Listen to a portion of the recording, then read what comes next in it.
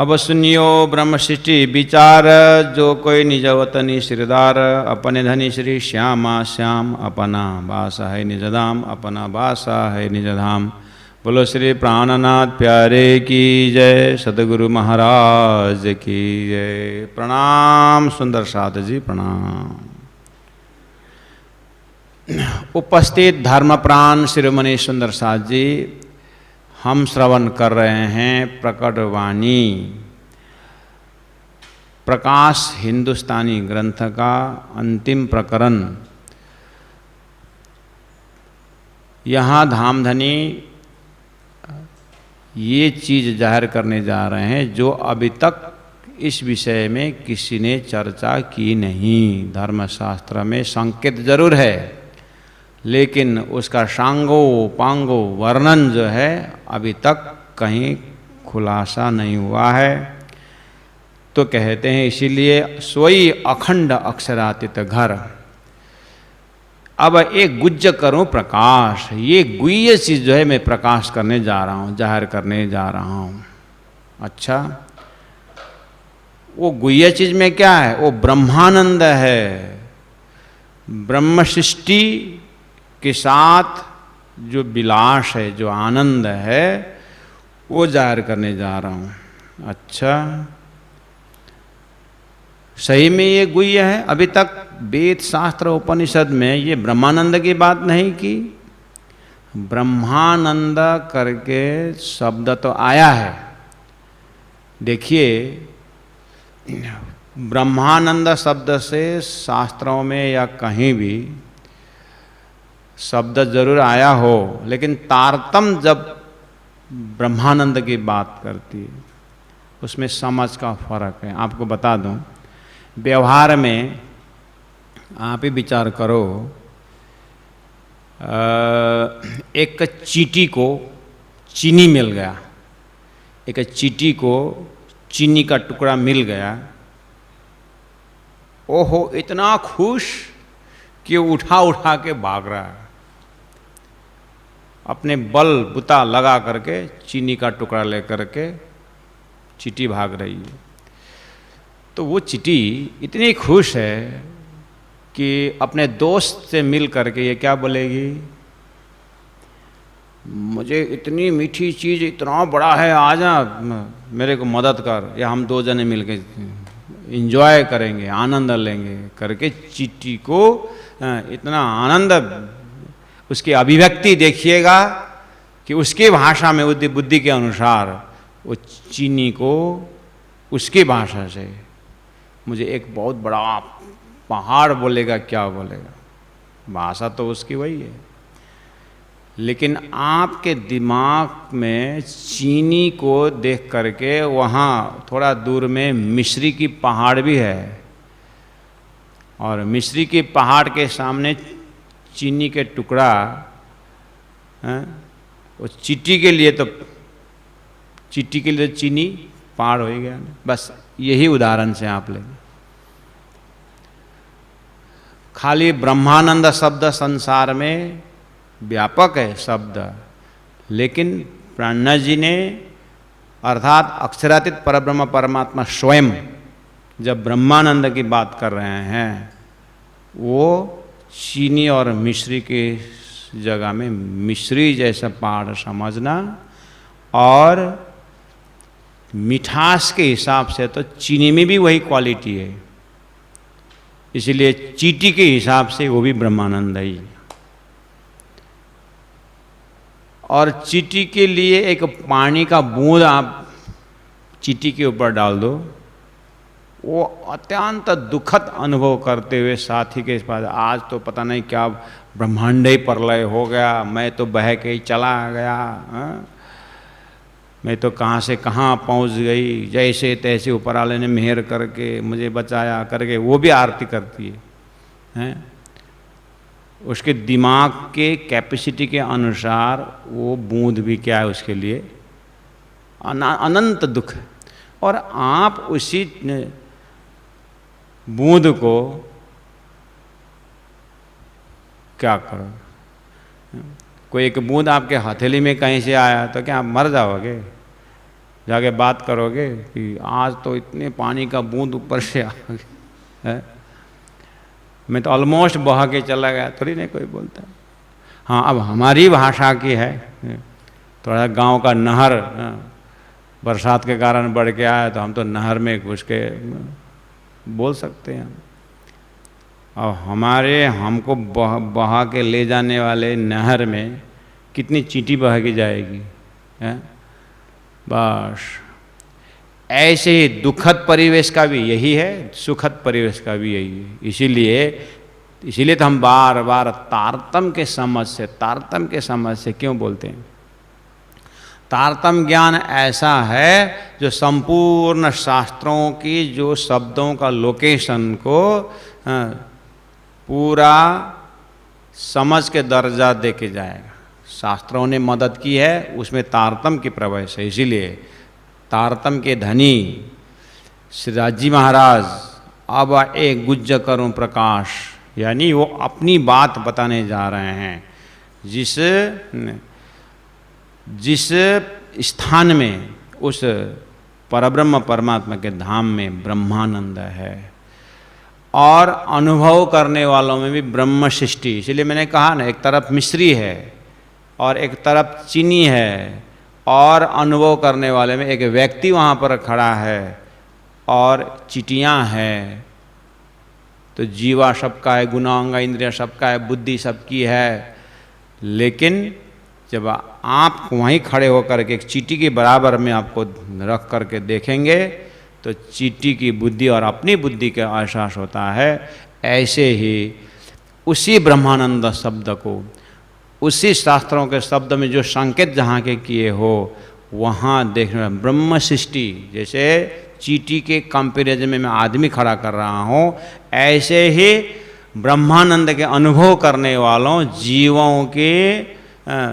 जीवों में से एक ब्रह्म सृष्टि, एक आत्मा जमात है जो ब्रह्मानंद को उसी तरह अनुभव करता है जैसे एक चीटी के सामने आदमी खड़ा हो। इसीलिए इस सहूर से थोड़ा सा समझेंगे तो ये तो बहुत गुह्य चीज प्राणनाथ जी महाप्रभु बताने जा रहे हैं। अक्षरातीत स्वयं, इसीलिए कहा सोई अखंड अक्षरातीत घर। तो अभी तक अक्षरातीत घर जाहिर नहीं हुआ, इसीलिए उसी घर से अक्षरातीत परब्रह्म परमात्मा स्वरूप जो अपने तारतम्य ज्ञान को लेकर के आए, तब जाकर के बात जाहिर हुई। नित्य वैकुंठ मिने अक्षर, पूरा उन्होंने एड्रेस बता दिया। तो गीता में इसका संकेत है। आप बार बार अब तो सुन करके भी आपका कान जो है, अब तो द्वाविमो पुरुषो लोके सुन सुन करके प्रणामी समाज के कान तो बंद ही हो गया। आप तो जहाँ भी जाओ वही बोलते हैं, जहाँ भी जाओ वही बोलते हैं, द्वाविमो पुरुषो लोके, द्वाविमो पुरुषो लोके। क्षर अक्षरे वच, क्षर सर्वाणी भूतानी, कुटस्थ अक्षर उच्चत, उत्तम पुरुष।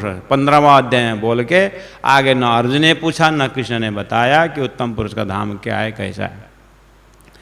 फुर्सत भी नहीं थी बेचारा, हाथ में धनुष बाण है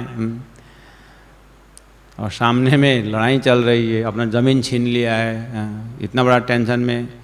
आप थोड़ा सा पापड़ हाथ में होते समय टूटने के डर से किसी से बात नहीं करते हो।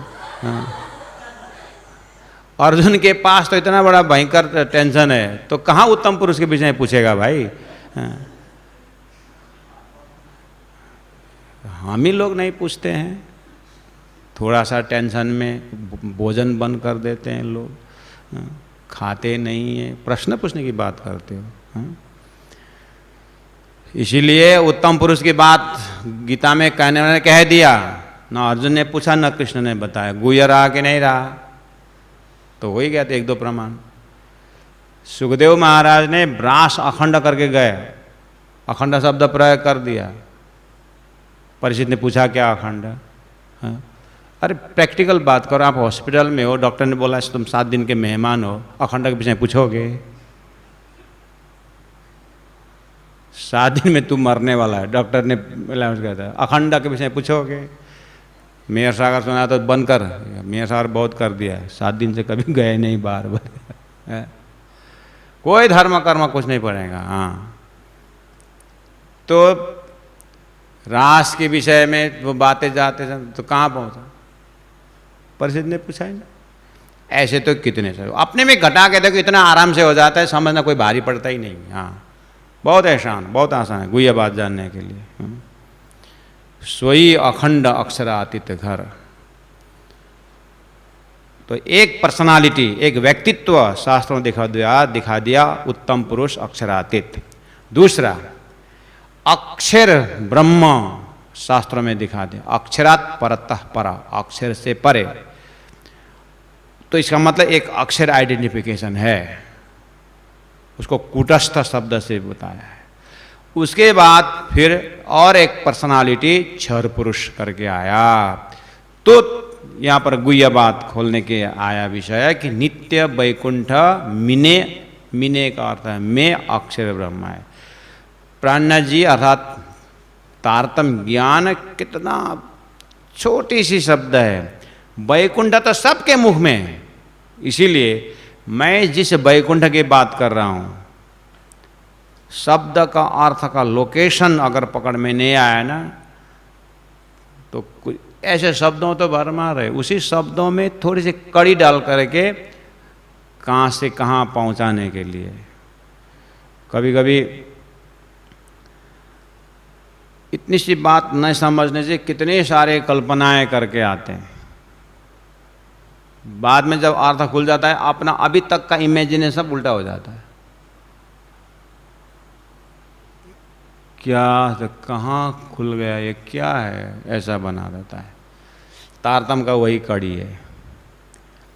नित्य वैकुंठ शब्द यूज किए, और आप वैकुंठ शब्द से थोड़ा डिक्शनरी खोल के देखोगे, शब्द वैकुंठ हर कोई यूज करते हैं, क्योंकि डिक्शनरी कहता है जहाँ आनंद ही आनंद हो वो वैकुंठ है, और विकुंठ है हाँ, उसको अपभ्रंश करके विकुंठ को वैकुंठ आनंददायी। डिक्शनरी खोल करके ज्ञानी लोग अपने घर को नाम लिख देंगे, वैकुंठ धाम करके लिख देंगे, क्या फर्क पड़ता है। मतलब इस घर में आनंद ही आनंद है। हम कभी कभी पति पति झगड़ा करते नहीं तो आनंद ही आनंद है बोले।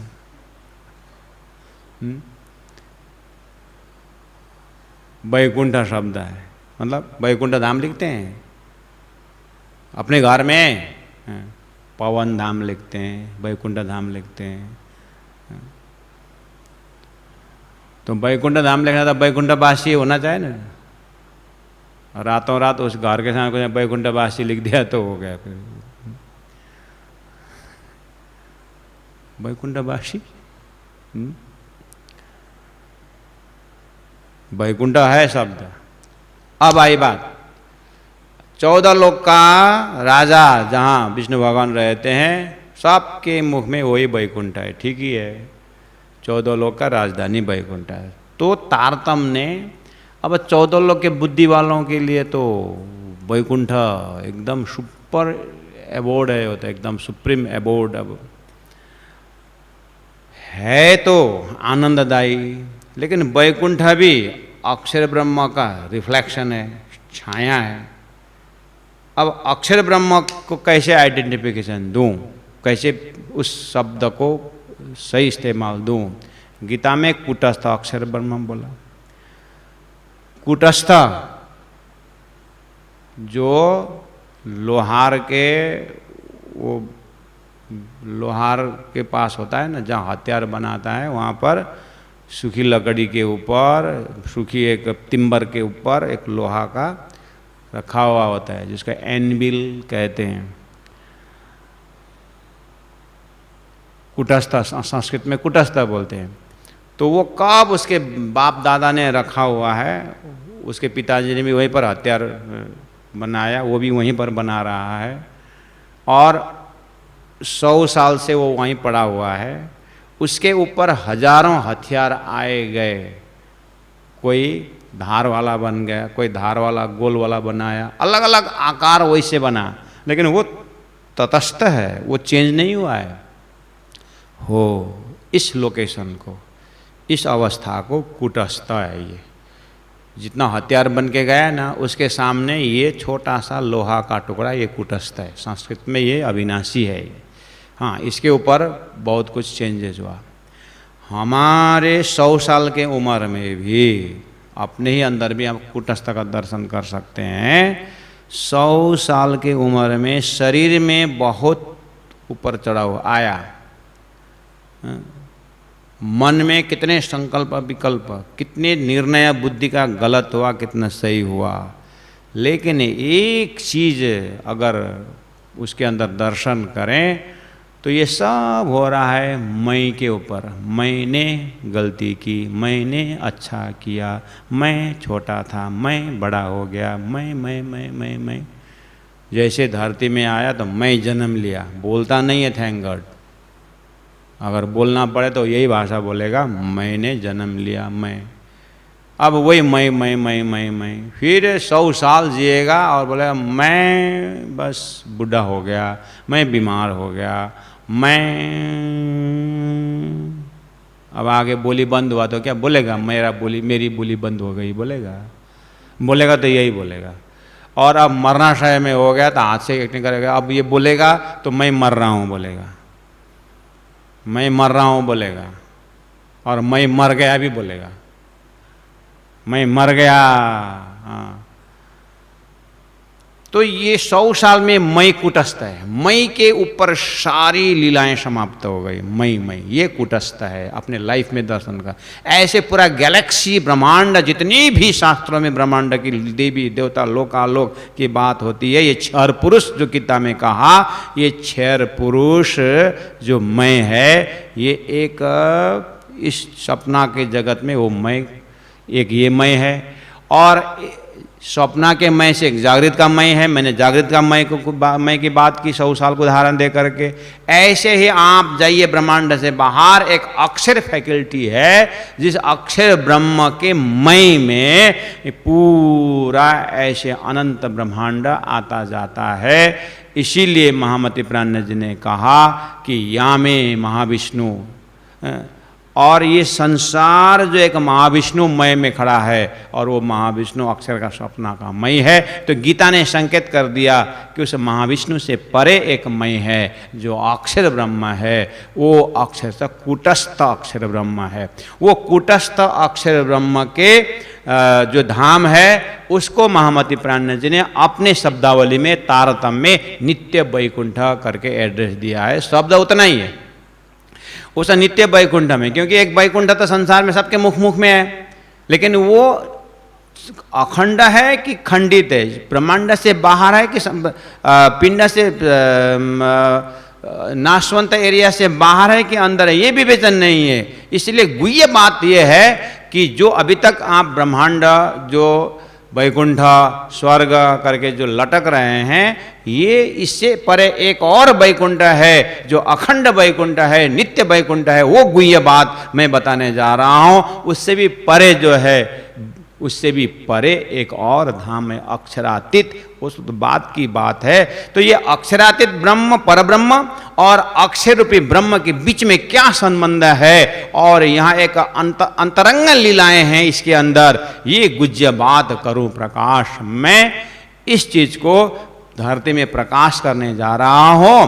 उस अक्षरातीत धाम और उस अक्षर धाम के अंदर ये है वास्तविक ब्रह्म, और ये पूर्ण ब्रह्म, और ये ब्रह्म अक्षरातीत ब्रह्म, पूर्ण ब्रह्म, और अक्षर ब्रह्म खाली ब्रह्म। ये परब्रह्म और ब्रह्म के अंदर, इस धाम की रहने वाले धाम के अंदर, और इनकी जो आत्माएं हैं, इनके बीच में कैसा विलास होता है, कैसा प्रेम का आदान प्रदान होता है, वो ब्रह्मानंद है। और इसके पात्र ब्रह्म सृष्टि हैं, इनके अंदर में क्या कैसी लीलाएं हैं, ये अब ये गुज करूं प्रकाश, ये मैं प्रकाश करने जा रहा हूं। इस तरह से 3 नंबर चौपाई में भूमिकावत स्वामी श्री प्राणनाथ जी बता रहे हैं। आगे कहते हैं, बताने तो मैं जाऊंगा, लेकिन ए बानी चित्त दे सुनियो साथ, चित्त दे सुनियो, क्योंकि पहले पात्रता तैयार कर रहे हैं आप। हम भी इस चीज़ को अनुभव कर सकते हैं। जैसे स्कूल में पढ़ाने वाला टीचर 15 मिनट 45 मिनट का एक सब्जेक्ट पीरियड होता है, तो 45 मिनट में जो भी पढ़ाए, जो भी रोल खोल के जो भी समय बचा, मान लो 20 मिनट समय बचा, तो अब बोलेंगे अब ध्यान से सुनना, अब मैं एक बार रिकैप करा रहा हूँ, ध्यान से सुनना। बोलते कि नहीं बोलते? बस अब इतनी गुह्य बात बताने जा रहा हूँ तो प्राणनाथ जी को, तारतम को पता है कि ये लोग सुनते सुनते हैरान हो चुके हैं, और ये भी पहले ही जैसे कहानी सुनेंगे, ध्रुव के कहानी हमने कितने सुने, मार्कंडे की कहानी कितने सुने हैं, ऐसे करते हैं हम तो बहुत समय से धर्म में जुड़े हुए हैं, हम तो हमारा तो रग रग में धर्म है, हम समझते हैं, ऐसा बोलेंगे मुख से। लेकिन ये इतने आसान से समझने वाली बात नहीं है। ये जो गुह्य बात जो मैं बताने जा रहा हूँ, तो अपने विषय वस्तु को रखने के लिए, ध्यान आकर्षण करने के लिए अनेक सारे कलाएं होती है, तरीकाएं होती है, जुक्ति होती है। उसी में से प्राणनाथ जी ने एक जुक्ति लगाए, सचेत भी करवाया, ये वाणी चित्त दे सुनियो साथ। बहुत ध्यान से चित्त लगा के सुना, आत्मा के चित्त से सुनिए। कृपा कर कहे प्राणनाथ, ये कृपा करके स्वयं प्राणनाथ, देखिए महामती प्राणनाथ जी की मुखारबिंद चौपाई आ रही है, और हम भी एक एक प्रसंग में महामती प्राणनाथ जी कहते हैं, प्राणनाथ जी कहते हैं करके बोल रहे हैं। और प्राणनाथ जी का शरीर शांत हुआ तो गुमट जी में प्राणनाथ जी को, पार्थिव शरीर को रखा गया, प्राणनाथ जी धाम चले गए, प्राणनाथ जी प्रकट हो गए, ऐसे शब्द है। प्राणनाथ प्राणनाथ प्राणनाथ हम कितने पर, और स्वयं जिसको हम प्राणनाथ बोल रहे हैं, सदगुरु देवचंद्र जी महाराज को, वो प्राणनाथ बोलते हैं। और सदगुरु महाराज से बात किया जाए तो प्राणनाथ प्राणनाथ बोले, वो भी अपने शब्द में प्राणनाथ बोल रहे हैं। तो ये फॉलो करेंगे शब्दों के पीछे, तो सिंपल बात है, अपने प्राण आत्मा के मालिक नाथ वही प्राणनाथ हैं।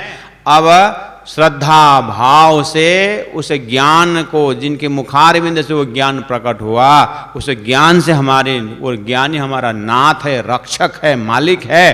तो ऐसा ज्ञान देने वाला दाता, ज्ञान के दाता, उस शक्ति को याद करते हुए मूल मिलावा अक्षरात्म श्री राज जी महाराज जी वास्तव में प्राणनाथ हैं, संपूर्ण आत्मा का मालिक वही हैं, और उनका ही कार्य करने वाले यहाँ भी उस शरीर को, उस शरीर से, जिस शरीर से इतना बड़ा काम हुआ, इतनी बड़ी लीलाएं प्रकट हुई, तो प्राणनाथ शब्द है। इसलिए स्वयं महामती प्राणनाथ जी अक्षराति श्री धाम धनी प्राणनाथ स्वरूप को याद करते हुए कहते हैं कि ये मेरे मुखारविंद से जो प्रकट हो रहा है, कृपा करे कहे श्री प्राणनाथ धाम धनी ने ये प्रकट करे हैं। इसलिए हे सुंदर साथ जी, ए कीव कर जिन जानो मन। देखिए पूरा प्राणनाथ जी व्यवस्थित ढंग से गुह्य बात बताने जा रहे हैं। एक कीव करो, एक कीव कर, कविता मत समझना, एक कीव कर जिन जानो मन। क्योंकि फटाक से जब आप वाणी को पढ़ते हैं, खोलते हैं, या आप घर में कोई नया सदस्य आए तो हमारे तारतम वाणी है, आप इसको पढ़ो। नया जो घर में एक नया सदस्य आते हैं ना, किसी के घर में दामाद आते हैं, किसी के घर में बहू आते हैं, तो आपका धर्म क्या है करके, हमारा तो ऐसा ग्रंथ है करके दिखाओगे तो ऐसा दिखते पड़ेगा वो, ओहो कितना बढ़िया, अवलिना में जा रहा, कौरें हृदय धारें होशी सबन्न चौदे भवन्न, कितना बढ़िया से शब्द का रिदम है। वो रिदम को देखते हैं, अरे बढ़िया कविता है ये तो, बहुत एकदम तुक्का एकदम ठीक ठाक है। सोई अखंड अक्षर आते थे, घर नित्य बंड में नहीं अक्षर देखो तो, गुज्जर कहूँ प्रकाश, ब्रह्मश्री में विलास, कितना बढ़िया है। सात नाथ मन वचन कर अंतर प्रकाश नाश, खाली हिंदी में नहीं, सारा स्वरूप साहब सबको देखो, अरबी फारसी सिंधी जाटी सब में, ये सब को देखते हुए लोग क्या बोलते हैं, वाह।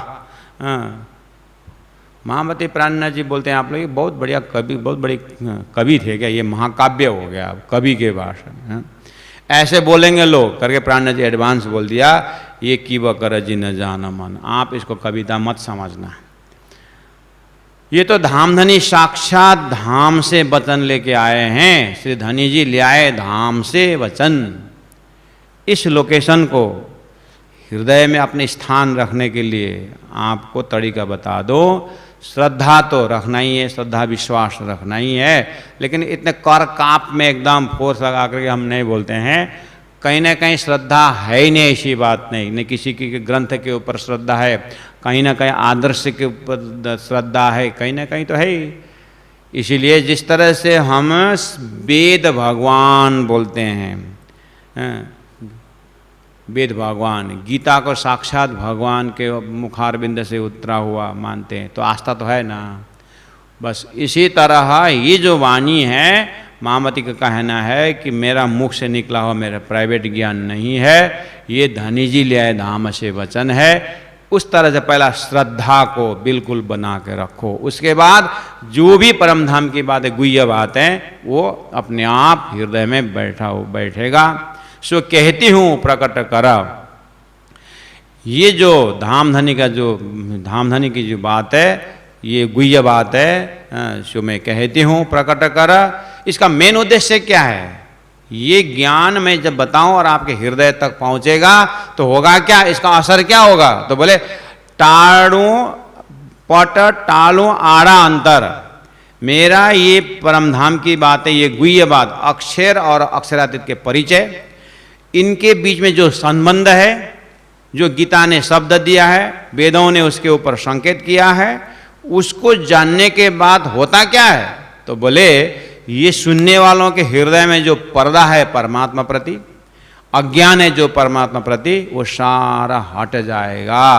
पट टालूं, हटा दूं पर्दा, आड़ा, परमात्मा के साथ जो उनका एक आड़ा है, जो टेढ़ा मेढ़ा है, रास्ता नहीं मिल रहा है, उलझन में है, तो वो भी सुलझ जाएगा। अंतर, परमात्मा और आत्मा में जो एक दूरी जो महसूस कर रहे हैं लोग, उसको भी वो दूरी दूर हो जाएगा। ऐसे फायदा है ये सुनने के बाद। लेकिन ऐसे सुनने से नहीं, ये वाणी चित्त दे सुनियो, अर्थात ये मेरी बात है, मैं उस जो ब्रह्मानंद शब्द आया है उसका मैं सदस्य हूं, वो ब्रह्मानंद का मैं अंश हूं, मैं उसका पार्टिसिपेंट हूं। इस तरह से अपने आप में घटा के जाओगे तो तुम्हारा विषयानंद दूर हो जाएगा, ब्रह्मानंद में प्रवेश हो जाएगा। पर्दा खुलने का अर्थ है कि ये मेरी बात है, ऐसा आपको तरीका से सोचना पड़ेगा।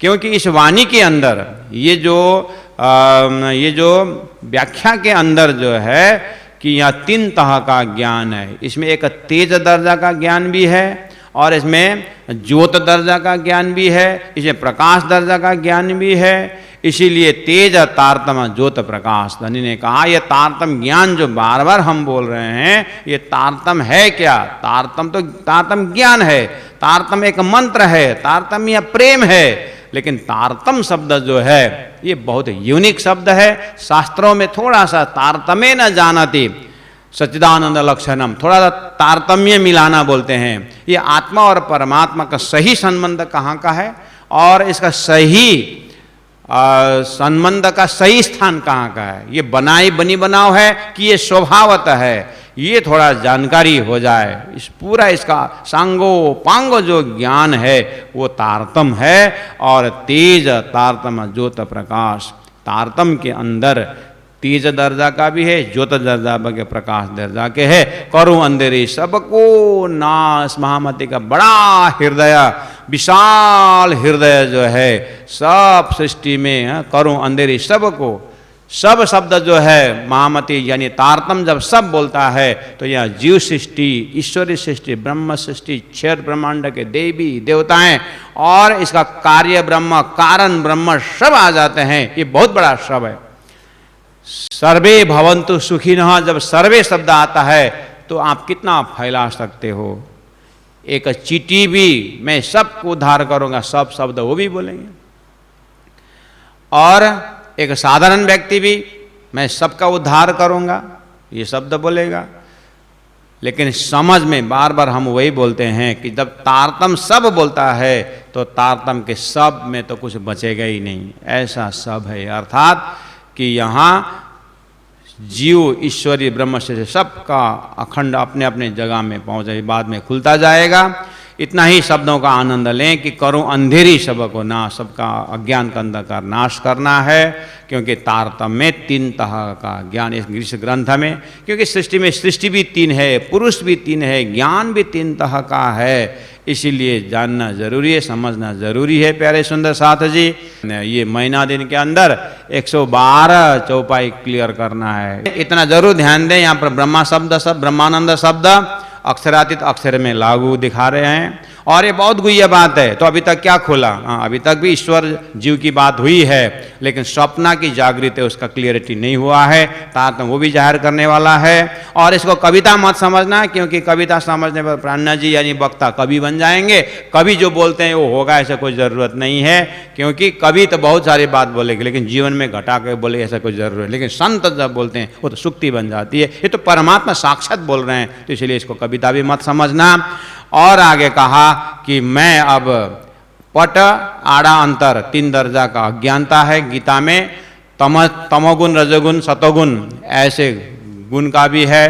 तो इस विषय में कल फिर और चर्चा करेंगे और डिटेल में, क्योंकि इसको इसीलिए डिटेल में करना जरूरी है, क्योंकि इस रोग से हम भी कहीं बाहर नहीं, हम भी इसी के अंदर जकड़े हुए हैं। हमारा भी अज्ञान का दर्जा है, हमारे अंदर ज्ञान का भी दर्जा है। इसलिए तेज ज्योत प्रकाश हमारे अंदर कौन सी लेवल की है? चौपाई बहुत सुंदर है, सिंपल है, लेकिन जब इसको हम अपने ऊपर जब इसको घटा के देखते हैं, व्यवहार में उतार के देखते हैं, तो फिर उसका नक्शा निकल आता है। इसके ऊपर कल और जोर दिया जाएगा। आज हम यहीं विराम कर रहे हैं। सो कहती हूँ प्रकट कर पटटालू आड़ा अंतर, तेज तारतम ज्योत प्रकाश, करूं अंधेरी सबको नाश, करूं अंधेरी सबको नाश। बोलो श्री प्राणनाथ प्यारे की जय, सदगुरु महाराज की जय, तीनों पुरी धाम की जय, गुरु जी 108 मंगलदास महाराज की जय। प्रणाम सुंदर साथ जी।